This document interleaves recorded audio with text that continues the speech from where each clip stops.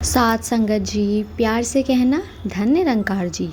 जैसे कि हम महात्मा चाचा प्रताप सिंह जी की जीवनी भाग 1 और भाग 2 में कवर किया है। अगर अभी तक आपने वो पार्ट नहीं सुने हैं तो आप हमारे चैनल पर सुन सकते हैं। आइए शुरू करते हैं लास्ट पार्ट भाग 3 और जानते हैं उनके आगे के जीवन के बारे में।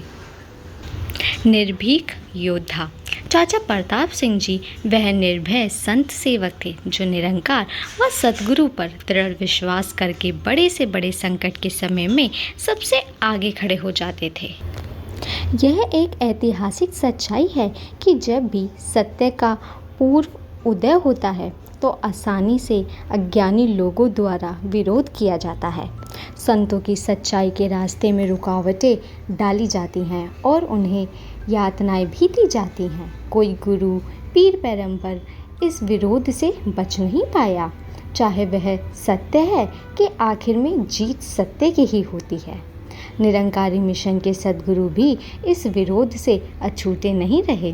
पाकिस्तान में 1929 में जब सद्गुरु बाबा बूटा सिंह जी ने मिशन के सत्य संदेश को फैलाना चाहा तो उनको भी विरोध का क्रोध का सामना करना पड़ा।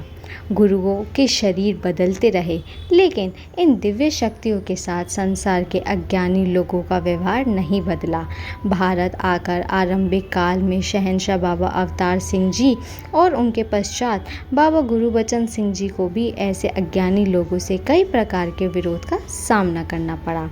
संत निरंकारी कॉलोनी के पश्चात जब सरोवर की जगह खरीदी गई तो यहाँ के मूल निवासियों के निर्माण कार्य में बाधा डालते हुए लाठियों के सेवादारों पर आक्रमण कर दिया। सरोवर की ज़मीन पर कब्जा लेते समय आपको 3 महीने के लिए जेल भी जाना पड़ा। वहाँ आपको अपराधियों के साथ रखा गया। जेल यात्रा भी निरंकार की आपकी अपनी क्रीड़ा थी।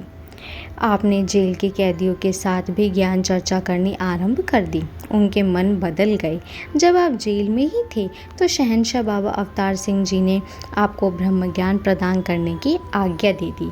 इस प्रकार वहाँ भी आपने कई रूपों में कल्याण किया जो बाद में सद्गुरु को विशिष्य बनकर सुंदर जीवन जीने लगे। 1965 में हरियाणा राज्य का समागम झांसी की ओर सद्गुरु बाबा गुरुबचन सिंह जी महाराज की छत्र छाया में आयोजित किया गया।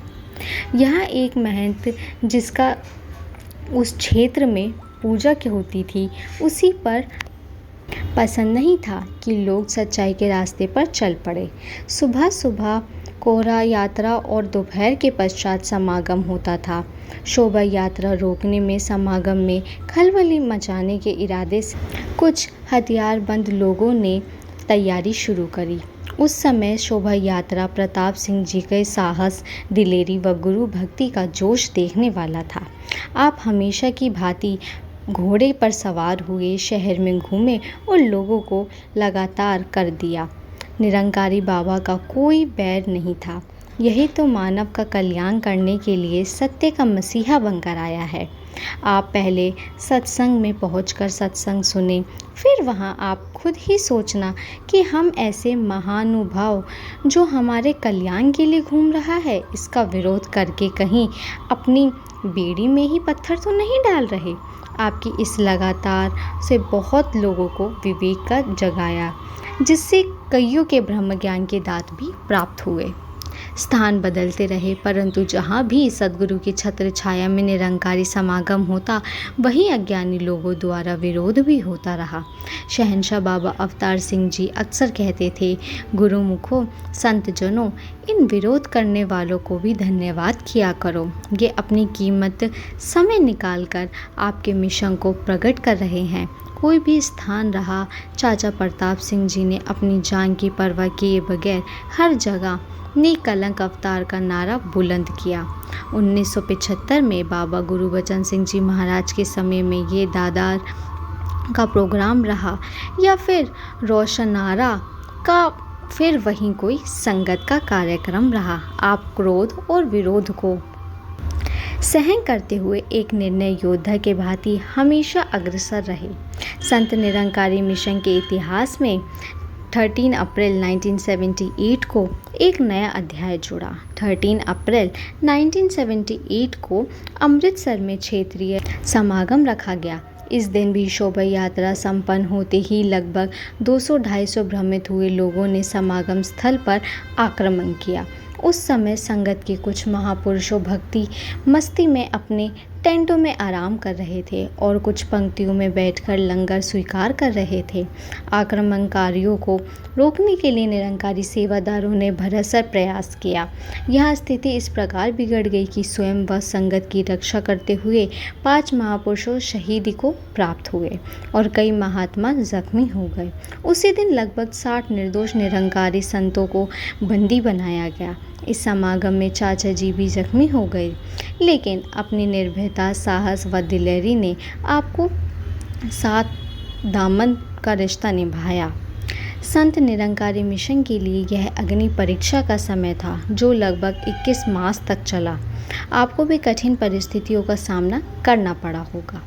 केंद्रीय सेवा दल का मुख्य शिक्षक होने के नाते आप उस पर तिरछी नज़र बनी रही, लेकिन इन कठिनाइयों के आपके सिदक व इश्क हकीकी और भी गहरा रंग प्रदान करने लगा। गुरु तो अपने श्वास श्वास में, रोम रोम में बसा हुआ था। आप भारत में कई स्थानों पर घूमे। आप जहाँ भी जाते जिज्ञासुओं से ब्रह्म ज्ञान की आवश्यकता व सद्गुरु की कृपा की चर्चा अवश्य करते और इस प्रकार आपने कई जिज्ञासुओं को ब्रह्म ज्ञान के द्वारा मनुष्य जीवन का सफल करने का मार्ग दर्शाया। इन यात्राओं के दौरान आपने कई मास परिवार से दूर रहना पड़ा। एक दिन एक महापुरुष ने आपसे पूछ ही लिया, चाचा जी इतना लंबा समय हो गया है, क्या आपको अपने परिवार की, अपने नन्हे बच्चों की फिक्र नहीं होती? आपने एकदम उत्तर दिया, महापुरुषों, मेरे से कई अधिक उनकी रक्षा व पालना करने वाला मेरा सद्गुरु है। निरंकारी राजमाता जी एवं बाबा जी के साए के नीचे परिवार सुरक्षित व खुशहाल ही होगा, यह मेरा विश्वास है। इसी कारण मैं बेफिक्र रहता हूँ और निरंकार की क्रीड़ा और बाबा जी की दयालुता को 100% देख रहा हूँ। 4 जनवरी 1980 को सत्य की विजय हुई। इसका उपशब्द आप भी सद्गुरु के चरणों में पहुंचकर पुनः अपनी सेवाओं को निभाने लगे। आपकी निष्काम सेवा ने आपको अमर पद बख्शा।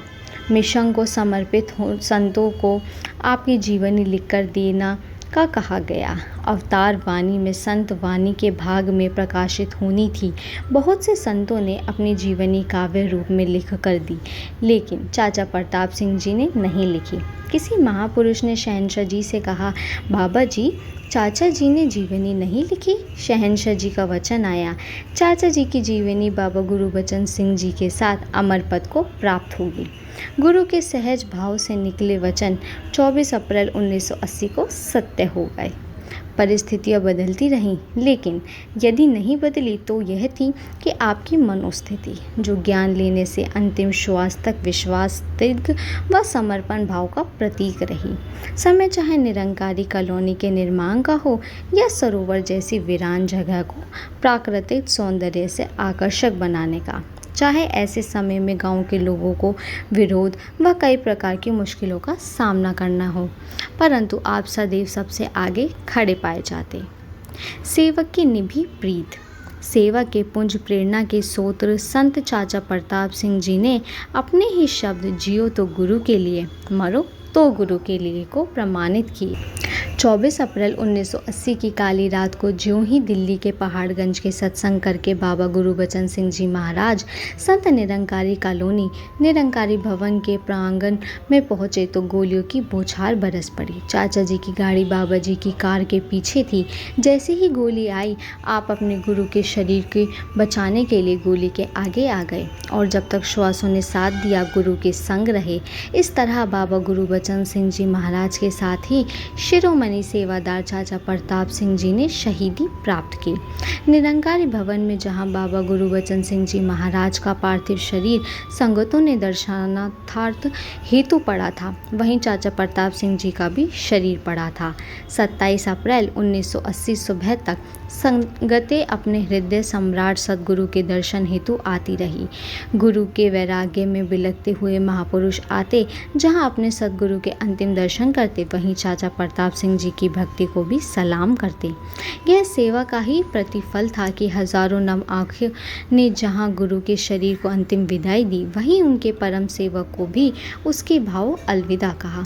गुरु जैसा सेवक का सम्मान हो, यह केवल पूर्ण सद्गुरु के दरबार में ही होता है। वर्तमान में भी हर वर्ष 24 अप्रैल का मानव एकता दिवस पूरे विश्व में आयोजित करके बाबा गुरुबचन सिंह जी महाराज के साथ साथ आपको भी श्रद्धा सुमन अर्पित करते हुए जाते हैं और आपको समर्पित जीवन भी से भी प्रेरणा ली जाती है। सत्य है, धन गुरु ते तन गुरु सिख ने जो एक माक जान ने पांध ने अवतार नाम, जो आपना आप गवान दे। 11 मई 1980 रविवार को निरंकारी सेवा दल की ओर से आयोजित चाचा प्रताप सिंह जी की श्रद्धांजलि समारोह में सद्गुरु बाबा हरदेव सिंह जी महाराज ने प्रताप सिंह जी को सेवाओं की चर्चा करते हुए फरमाया, साथ संगत, आप यहाँ निरंकारी जगत के महान सेवादार वीर प्रताप सिंह जी के जीवन से प्रेरणा लेने के लिए महापुरुषों की से सुने तो उन्होंने कैसे जीवन जिया। जब से वह मिशन में आए तब से ही सद्गुरु की सेवा में लगे रहे। उन्होंने अपने शरीर की कभी परवाह नहीं की। जिम्मेदारियों का भारी भारी वजन भी वे अपने कंधों पर उठाते रहे। आज संसार में किसी को कोई छोटी सी पदवी मिल जाए तो वह 1 मिनट नहीं लगाता दूसरों पर हुक्म चलाना शुरू कर देता है, लेकिन उस महापुरुष का हुक्म यही था कि वह खुद काम करना शुरू कर देते थे। हम भी ऐसी सेवा भावना अपने मन में रखें, कभी दूसरे को छोटा ना समझे, आदना ना समझे, बल्कि सबको अपने से हमेशा ऊंची पदवी ही दे। उन्हें प्यार से सब चाचा जी कहते थे। अभी अपने उनको परिवार को सुना, उनमें कितनी गुरुमत की भावना है। चाचा प्रताप जी जब भी दास को मिलते अपने बच्चों का हाथ पकड़ लेते और उन्हें कहते कि इनको नमस्कार करो, साथ में ये अरदास करते कि मेरा जीवन आखिरी श्वास तक सद्गुरु के चरणों में बीते और इन बच्चों पर भी रहमत करो कि यह आखिरी श्वास तक सेवा ही करते रहें, गुरु घर के कुकर में ही बने रहें। उस दिन जब ये घटना घटी तो उनका लड़का बलबीर, जिसे आपने सुना, वही था। उसकी भावना जैसे उसके पिता ने अपने बच्चों में भरी वैसे ही प्रकट हुई। जब गोलियां चली तो यह बच्चा अपने पिता की तरफ नहीं भागा बल्कि गुरु की ओर दौड़ा ताकि गुरु के शरीर को कुछ ना हो। साथ संगत, भक्तों की ऐसी भावना होती है कि वह पहले दर्जा हमेशा गुरु को ही देते हैं। जब ऐसी घटना घटती है तभी इंसान को पता चलता है कि ये कितना गुरु सिख है, कितना गुरु के कहने पर चलता है। दास यही अरदास करता है कि चाचा प्रताप सिंह जी ने जिस प्रकार अपना जीवन सेवा में लगाया, हम सब में उस सेवा दल के नौजवानों में भी वैसी ही भावना हो। जैसे वे कभी किसी प्रकार की परवाह नहीं करते थे, हम भी वैसे ही बने।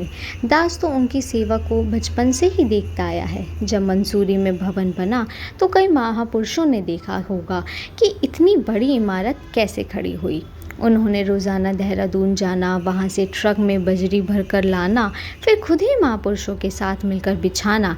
इस प्रकार उस विशाल भवन में उनका विशेष भाग रहा। साथ संगत, उनको हमेशा ध्यान रहता था कि मैं हर पल सेवा ही करता रहूं। ऐसे ही भावना हम भी अपने अंदर रखें ताकि जैसे गुरु की कृपा उन पर हुई वैसे ही हम पर भी बनी रहे और होती रहे। संत निरंकारी 13 जुलाई 1980 को। सत्य है कि गुरु सिखो तो है बलिहारी जिन्हा प्रीत निभाई है, गुरु सिखा तो है बलिहारी जिन्हा खुदी मिटाई है। साथ संगत जी, ऐसे ही जुड़े रहिए हमारे साथ। हम फिर हाजिर होंगे एक महान प्रेरक विभूति जी की जीवनी के साथ। धन्य निरंकार जी।